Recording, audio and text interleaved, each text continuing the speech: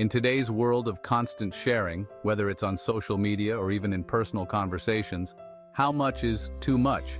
Stick around because by the end of this video, you'll understand why oversharing your past mistakes might be holding you back, how it can even harm your reputation, and what you can do to safeguard your future without revealing too much.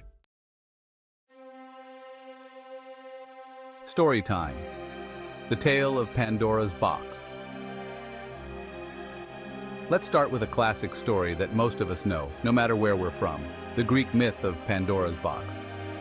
For those unfamiliar, Pandora was given a sealed box by the gods with strict instructions never to open it. But curiosity got the better of her, and she opened it anyway, releasing all kinds of evils into the world. Jealousy, anger, sorrow. Much like Pandora, when we open up about our past mistakes to the wrong people or in the wrong situations, we're not just sharing stories, we're releasing potential consequences that can come back to haunt us. Now, does this mean we should never share anything personal? Absolutely not. But we need to be thoughtful and strategic about what we share, with whom and why. There's a delicate balance, and striking that balance could mean the difference between building trust and sabotaging yourself. Why oversharing can backfire. A psychological perspective. Let's switch gears for a second and dive into the psychology behind why oversharing can backfire. Studies show that negative information tends to stick in people's minds more than positive information. Psychologist Roy Baumeister conducted a study that found bad is stronger than good when it comes to memory.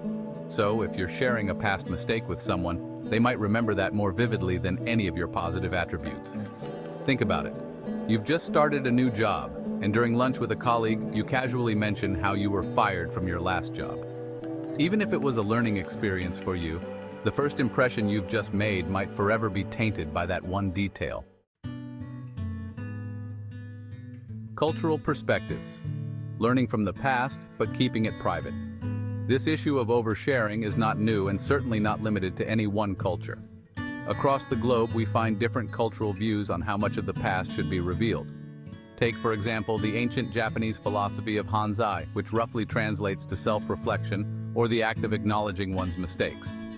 In Japanese culture, mistakes are meant to be reflected upon in private to foster personal growth.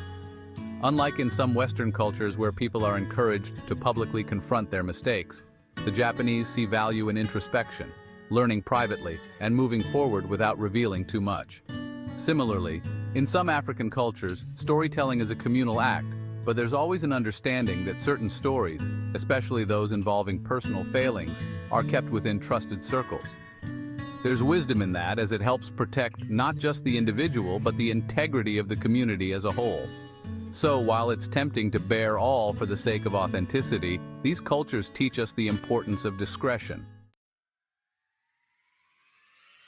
Think of your past like a map of a journey. Some parts are beautiful, the scenic routes of your life, but others are rocky paths you wouldn't want everyone to see. Sharing those rocky paths with the wrong people can divert attention from your strengths. Imagine being on a long hike and focusing only on the times you tripped, rather than on the mountain peaks you've climbed. In the journey of life, we all stumble, but oversharing those stumbles may cause people to focus only on where we fell, not on how far we've come.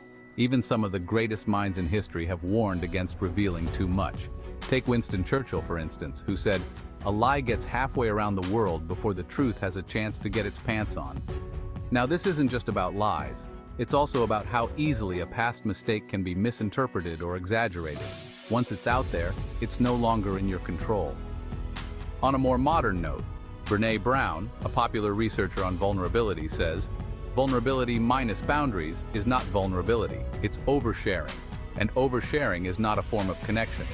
She encourages people to share their stories, but only when it's with the right people and within safe boundaries. Now here's a little challenge for you.